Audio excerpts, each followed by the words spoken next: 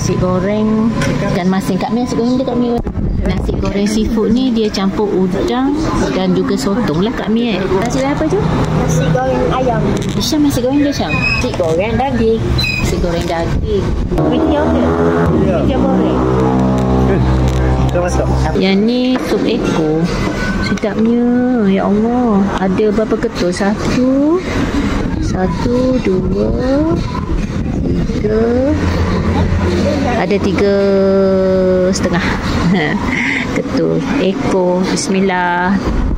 Sedapnya. Tu seekor RM16 satu mangkuk. Sedap, berbaloi. Sedap harganya.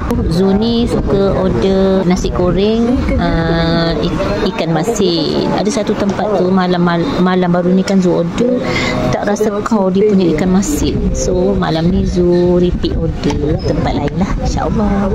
Bukannya sengaja keluar nak makan di sini. Kami baru balik dari Kuantan. Bismillah. Alhamdulillah, sedap dah, insyaAllah. Banyak makanan di sini. Lokasinya di Gelugo. ABC Isyak ABC kau? Sama? Oh, 3 orang lah yang order ABC.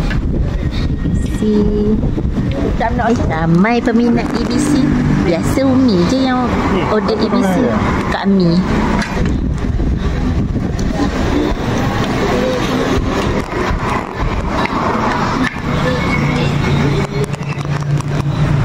Alhamdulillah dah siap dah makan. Sedap lah, semua sedap.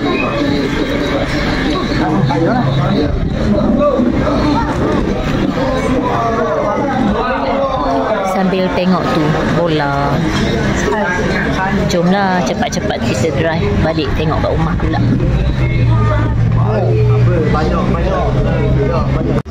Ini bekas roti kukus ada juga dekat sini. Satu bekas ni roti kukus RM8. Ada roti kukus, tengah tu dia letak sekaya warna hijau, daun pandan agaknya. Okey, ini kerupuk ni murah je, RM3 je yang dah digoreng. Banyak. Yang ni kuih ni apa ni, kuih apa ni, ya Allah, hai, bunga durian, orang Terengganu panggil lah. Ni pun RM3. Ada 4 keping.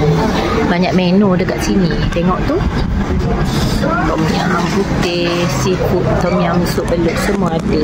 Banyak menu. Makanan dia pun sedap. Alhamdulillah. Jomlah balik.